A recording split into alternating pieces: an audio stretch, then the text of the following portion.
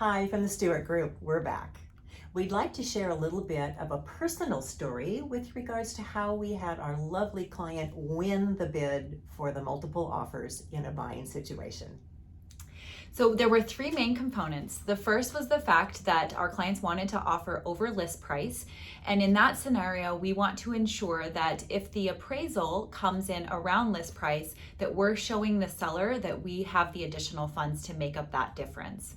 And the second component was we performed a pre-inspection, which meant that we came in with our inspector during the showing appointments and performed the inspection. The buyer had that information, could determine if there were things that need to be fixed, and made the decision to take those on and not ask for anything from the seller, which meant that when we submitted our offer, we did not have an inspection contingency.